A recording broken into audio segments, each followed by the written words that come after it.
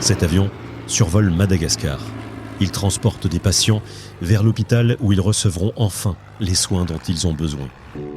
Depuis 1946, la mission Aviation Fellowship, la MAF, se rend dans les endroits les plus isolés, comme au Sud-Soudan ou en Papouasie-Nouvelle-Guinée, pour apporter de l'aide humanitaire et annoncer l'Évangile aux communautés les plus reculées.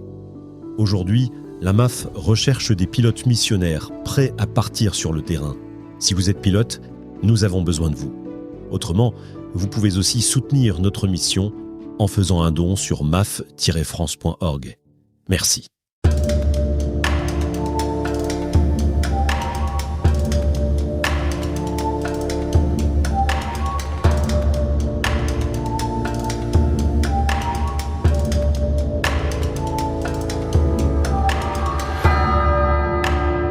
Bonjour, je suis Anne-Claire, la voix qui vous raconte, épisode après épisode, la passionnante saga « Il était une fois la Bible ». Une coproduction, YouPray et Bibliapédia. Épisode 24, Jacob et le combat de l'ange. Résumé des épisodes précédents. Jacob est pourvu de 2 femmes, Léa et Rachel, au lieu d'une. Les femmes passent sur le devant de la scène et nous assistons à un déluge de naissances, 12 en tout, à travers leurs blessures d'amour, leur manque de confiance en Dieu, leur jalousie, mais aussi leur progression spirituelle et des actes de bonté magnifiques. Léa et Rachel, aidées de leurs servantes respectives, Zilpa et Bila, vont ainsi mettre au monde la famille élue à l'origine des 12 tribus d'Israël. Léa a d'abord 4 fils biologiques, Ruben, Siméon, Lévi et Juda. Puis Rachel stérile pousse sa servante Bila dans les bras de Jacob. Ils ont alors Dan et Nephtali. Léa, stérile à son tour, envoie sa servante Zilpa, qui donne naissance à Gad et Aser. Puis Léa retrouve une nouvelle fertilité et naissent alors Issachar, Zabulon et Dina, la seule fille. Enfin, Rachel est exaucée avec la naissance de Joseph. On pourrait penser que l'histoire est terminée, mais en fait, cette naissance de Joseph est un déclic. Il est temps pour Jacob de rentrer en terre de Canaan.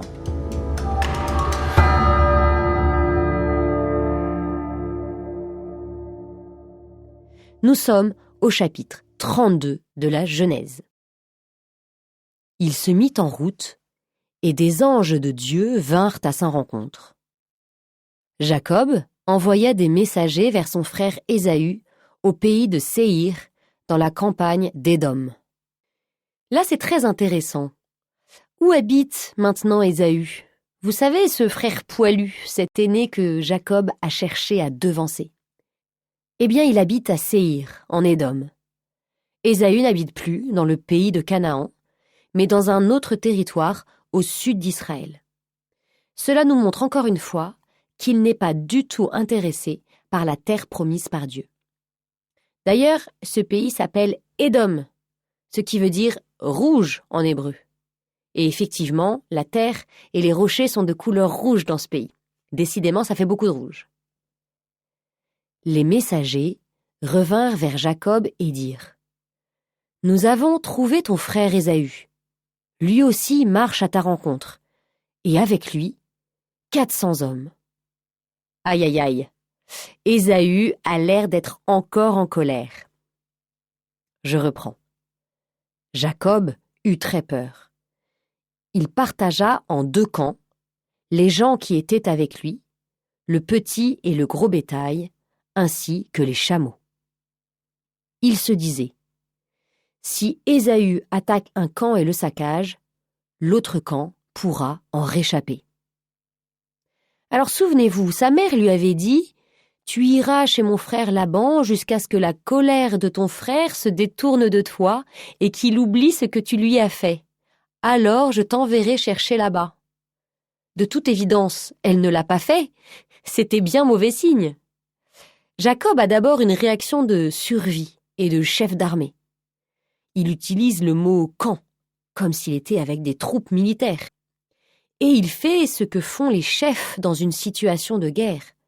Il réfléchit à une stratégie. C'est très bien, mais ce sont des solutions humaines. Et d'ailleurs, la solution n'est pas idéale, car si un camp échappe au saccage, l'autre en revanche sera massacré. Mais tout à coup, un autre Jacob apparaît. Un Jacob qui décide de faire confiance à Dieu. Écoutez. Jacob dit alors, « Dieu de mon père Abraham, Dieu de mon père Isaac, je n'avais que mon bâton quand j'ai traversé ce Jourdain, et maintenant je suis à la tête de 2 camps. Délivre-moi donc de la main de mon frère, car j'ai peur qu'il ne vienne et frappe la mère avec les fils. » Grâce à cette prière, Jacob change d'idée. Il ne se prépare plus à une guerre. Écoutez plutôt la suite. Jacob passa la nuit à cet endroit. Puis il prépara un cadeau pour son frère Ésaü. 200 chèvres, 20 boucs, 200 brebis et 20 béliers, 30 chamelles laitières avec leurs petits, 40 vaches et 10 taureaux, 20 ânesses et 10 ânons. En effet, Jacob disait, « Je l'apaiserai avec le cadeau. Peut-être me fera-t-il bon accueil. » Oui, Jacob décide d'offrir énormément de cadeaux. Un cadeau, c'est mieux qu'une guerre. Mais ce n'est pas encore tout à fait ce qu'il faudrait faire. Et Dieu ne va pas laisser Jacob faire les choses à moitié. Nous allons maintenant assister au plus incroyable moment de la vie de Jacob. Je lis. Cette nuit-là, Jacob se leva. Il prit ses 2 femmes, ses 2 servantes, ses 11 fils, et passa le gué du Yabok.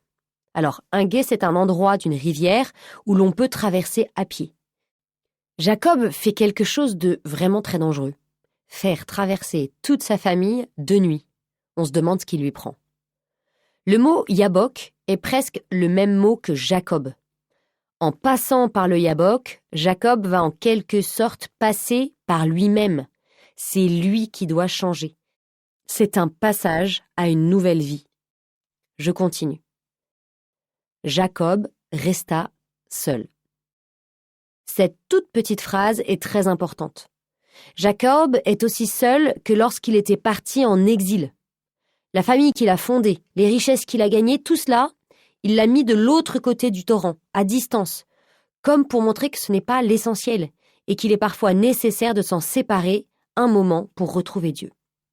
Il se remet donc dans la même situation que lorsqu'il avait fait l'expérience de Dieu dans son songe. C'était à Béthel. Et vous pouvez retrouver ce moment dans l'épisode 20 de notre podcast. Ce texte raconte la grande épreuve de Jacob, tout comme la grande épreuve d'Abraham avait été la ligature d'Isaac. Je reprends la lecture du texte. Or, un homme lutta avec lui jusqu'au lever de l'aurore. Nous assistons à cet épisode avec les yeux de Jacob. Or, Jacob ne sait pas qui est son adversaire. Il pense en tout cas que c'est un être humain. Au début, lui, et nous aussi, nous considérons cet homme comme le méchant, et Jacob, c'est le gentil. Voyons la suite. L'homme, voyant qu'il ne pouvait rien contre lui, le frappa au creux de la hanche, et la hanche de Jacob se démit pendant ce combat. Le méchant n'arrive pas à son objectif. On peut penser qu'il veut tuer Jacob. Alors, il le blesse. Et cette blessure est très handicapante. La hanche est l'os qui permet d'être en équilibre et de marcher. À cause de cela, Jacob ne pourra plus marcher correctement. Il a évité le pire, mais il est quand même vaincu. D'un autre côté, Jacob était celui qui marchait droit, mais était un peu tordu intérieurement, toujours à faire des magouilles. En le frappant à la hanche, Dieu a redressé son âme. Or, retournement de situation. Alors que l'homme semblait gagner, voilà que, nous dit le texte, L'homme dit « Lâche-moi, car l'aurore s'est levée. » L'aurore, c'est le moment où le soleil se lève, où la lumière apparaît. Ici, l'aurore, elle peut avoir plusieurs significations. Que l'homme a peur de la lumière, car elle lui fait du mal. Ou bien l'homme ne veut pas être reconnu, et la lumière pourrait le démasquer. Ou alors, on ne mène un combat que la nuit. Dernière explication, en fait, le but du combat n'était pas que l'un des deux personnages gagne, mais que l'aurore se lève. On va comprendre les choses petit à petit. Écoutez. Jacob répondit « Je ne te lâcherai que si tu me bénis. » Deuxième retournement de situation. Jacob demande à son ennemi de le bénir. On retrouve bien le caractère de Jacob. Il tient l'homme comme il tenait le talon d'Ésaü à la naissance. Cela nous met d'ailleurs sur une piste. Et si cet homme était Ésaü, Ésaü qui chercherait toujours à tuer son frère? Et Jacob pourrait demander une bénédiction à Ésaü, pour faire comme si Ésaü était un seigneur et lui son vassal, et ainsi se réconcilier avec lui. L'homme demanda « Quel est ton nom ?» Il répondit « Jacob. » Alors zut, on s'est trompé, ça peut pas être Ésaü, puisque Ésaü connaît le nom de son frère. Il reprit « Ton nom ne sera plus Jacob, mais Israël, c'est-à-dire Dieu lutte. Parce que tu as lutté avec Dieu et avec des hommes, et tu l'as emporté. » Et voilà notre coup de théâtre final. Ce personnage, c'est Dieu. On reconnaît la manière de Dieu qui aime changer le nom de quelqu'un en un nouveau nom. De qui Dieu a-t-il déjà changé le nom? Eh bien, d'Abraham, qui est devenu Abraham, et de Sarai, qui est devenue Sarah. Je continue. Jacob demanda « Fais-moi connaître ton nom, je t'en prie. » Mais il répondit « Pourquoi me demandes-tu mon nom ?» Et là, il le bénit. On peut se dire que Jacob est vraiment gonflé. Dieu lui a demandé son nom pour exaucer sa prière, pour le bénir, ce qui est extraordinaire, et Jacob l'interrompt sans être gêné pour lui dire « Je t'ai donné mon nom, mais toi aussi du coup, tu dois me dire qui tu es. » Si Jacob ose faire cela, c'est parce que Dieu a tout fait pour s'approcher de lui. Il a accepté qu'une conversation soit possible. En vrai, une conversation entre Dieu et un homme, c'est fou quand on y pense. Mais Dieu reste Dieu. On ne peut pas le connaître comme on connaît un être humain. Et c'est un peu ce que Jacob demande en voulant connaître le nom de Dieu. C'est pourquoi Dieu refuse. Mais cela ne l'empêche pas de bénir Jacob. Alors terminons cet épisode. Jacob appela ce lieu Pénuel, c'est-à-dire face de Dieu. Car, disait-il, j'ai vu Dieu face à face et j'ai eu la vie sauve.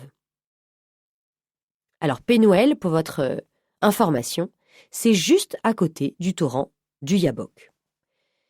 Donc qu'est-ce que c'est que cette histoire? Pourquoi Dieu, sous la forme d'un homme, a-t-il lutté contre Jacob et lui a-t-il démis la hanche? Pourquoi vouloir tuer son patriarche?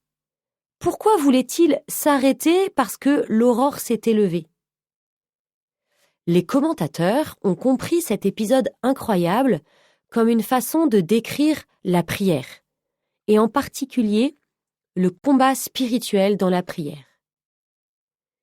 Si nous laissons à Dieu une place dans notre vie, comme Jacob l'a fait en restant seul de l'autre côté du torrent, eh bien Dieu se manifestera, car c'est déjà un grand pas en avant. Et parfois, il va se battre contre le péché en nous, ce péché qui fait comme un mur entre lui et nous. Quand l'homme démet la hanche de Jacob, c'est une façon de dire que Dieu montre à Jacob qu'il se trompe en se croyant tout-puissant. C'est ce qu'on appelle l'orgueil. Et à partir de ce moment, Jacob ne pourra plus marcher fièrement. il sera boiteux. Il devra s'appuyer humblement sur un bâton, mais surtout s'appuyer sur Dieu. Ensuite, lorsque l'homme lui dit « Lâche-moi car l'aurore s'est levée », on peut comprendre que, une fois sa hanche orgueil cassée, une aurore s'est levée dans le cœur de Jacob. Il est un homme nouveau, un homme selon le cœur de Dieu, un homme humble. Et Dieu ne peut rien refuser à un cœur humble. Il bénit donc Jacob, comme celui-ci lui demande, en lui donnant un nom qui lui rappellera pour toujours cet événement très important. Au lever du soleil, il passa le torrent à Pénuel. Cette phrase, elle est extraordinaire, elle est pleine de signification. Que peut représenter le lever du soleil ? Eh bien, ça représente le fait que Jacob voit enfin. Et que voit-il à ce moment-là ? Il voit Pénuel, c'est-à-dire la face de Dieu. Ensuite, que peut signifier le passage du torrent ? Cela signifie que Jacob a franchi une étape. Il a fait le choix de Dieu. Il a été sorti de l'eau, qui souvent dans la Bible représente la mort. Il rentre dans une nouvelle vie. Je continue la lecture. Il resta boiteux de la hanche. C'est-à-dire qu'en fait, Jacob garde une marque qui lui rappelle son orgueil, que Dieu a dû combattre, quitte à abîmer un peu Jacob. Nous aussi, nous avons gardé des marques de notre péché, même après notre baptême. Mais, comme Jacob, nous avons maintenant la solution. Laissez Dieu combattre notre péché. Même si ce n'est jamais gagné une fois pour toutes, nous devons, jour après jour, rester seuls, c'est-à-dire nous remettre en présence de Dieu pour qu'il continue le combat pour nous. Les Juifs ont bien compris l'importance de cet épisode et ils ont trouvé un moyen mnémotechnique pour ne pas l'oublier. Écoutez plutôt. C'est pourquoi, aujourd'hui encore, les fils d'Israël ne mangent pas le muscle qui est au creux de la hanche, car c'est là que Jacob avait été touché. Jacob vient donc de passer avec brio une épreuve, son épreuve ultime. Il s'est même battu avec Dieu, et Dieu a changé son cœur en battant son orgueil. Quelles conséquences cela aura-t-il sur sa relation avec Ésaü, qui il attend toujours avec ses 400 hommes, rappelons-le ? Eh bien, nous le verrons au prochain épisode.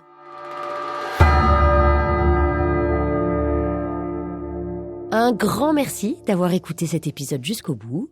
S'il vous a plu, n'hésitez pas à partager ce contenu et à vous abonner. À bientôt!